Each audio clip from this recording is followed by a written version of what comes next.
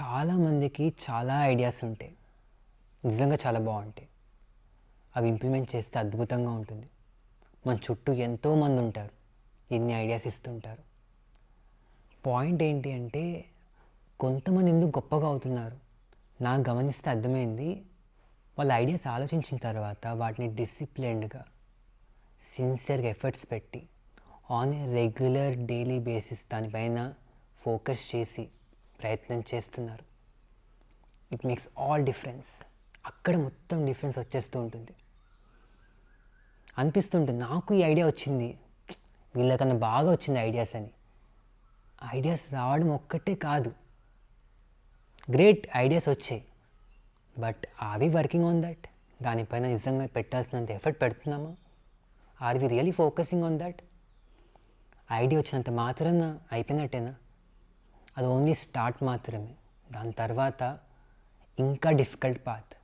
ఆ ఐడియాస్ని ప్రాక్టికల్గా రియాలిటీలో రావడానికి ఎంత ప్రయత్నం చేయాలి? ఒక్క రోజులో సాధ్యం కాదు. ఎంత ఎఫర్ట్స్ పెట్టాలి. ప్రాసెస్లో చాలా బోర్ అనిపిస్తుంటుంది, కష్టంగా అనిపిస్తుంది, నేను చేయలేని అనిపిస్తుంది, క్విట్ చేసేయాలనిపిస్తుంది, ఆపేస్తే అయిపోతుంది అనిపిస్తుంది. But they will not stop. అలాంటి స్టేజ్లో కూడా వాళ్ళు ఎంత గట్టిగా పట్టుకుంటారు, ఎలా ముందుకు వెళ్తుంటారు, ఎంత కమిటెడ్గా ఉంటారు. అది చేయడం కోసం ఎంత డిసిప్లిన్డ్గా ఉంటారు. డే షెడ్యూల్ మొత్తం కూడా ప్లాన్ చేసుకుంటారు. ఈ ప్రాసెస్లో వాళ్ళకేంటి, కొన్ని సాక్రిఫైస్ చేయాల్సి వస్తూ ఉంటుంది, కొన్ని వదలాల్సి వస్తూ ఉంటుంది. వాళ్ళు అన్నీ చేస్తూ ఉంటారు, ఊరికే ఎవ్వరికి రావట్లేదు. They really do that great work. ఆ డిసిప్లిన్ ఉన్న వాళ్ళే గొప్పగా అవ్వగలుగుతున్నారు. ఎంత డిసిప్లిన్డ్గా ఉంటే అంత గొప్పగా అవుతున్నారు. మనం అది నేర్చుకుందాం.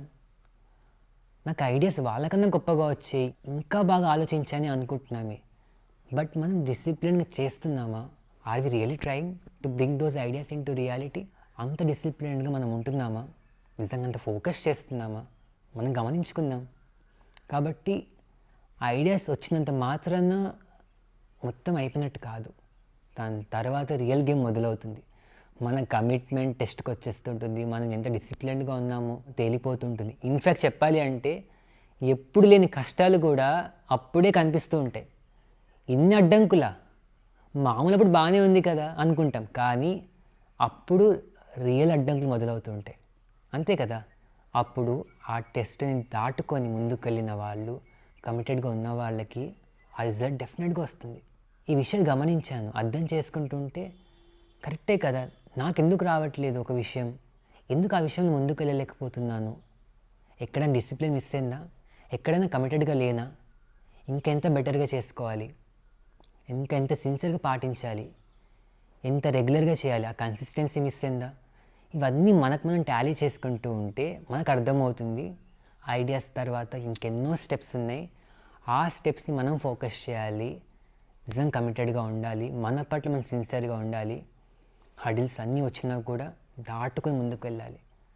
అప్పుడు నిజంగా మనమేమనుకుంటున్నాము, ఎలా మన ఐడియాస్ని లైఫ్కి తెద్దాం అనుకుంటున్నాము, అన్నీ పాసిబుల్ అవుతాయి అనిపించింది. ఎందుకంటే ఎవరి లెవెల్లో వాళ్ళకి, ఎవరి వర్క్లో వాళ్ళకి, ఎవరి ప్రాజెక్ట్స్లో వాళ్ళకి ఈ విషయం మాత్రం కామనే.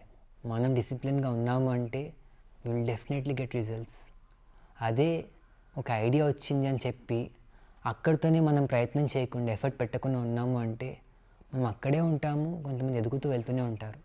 సో నేను ఫోకస్ చేయాల్సిందల్లా డిసిప్లిన్డ్గా ఉంటూ ఇంకెంత కమిటెడ్గా, ఇంకెంత సిన్సియర్గా, ఇంకెంత బెటర్గా ఉంటాను ఆ విషయం పట్ల, ఇంకెంత కమిటెడ్గా ఉండి నాపై నేను ఎఫర్ట్స్ పెడతాను ఈ ప్రాజెక్ట్ కంప్లీట్ చేయడానికి. That matters. అది చేస్తే నిజంగా నేను అనుకున్నట్టు ఎలా ముందుకు వెళ్దాం అనుకుంటున్నానో అలా వెళ్ళే అవకాశం ఉంటుంది అనిపించింది.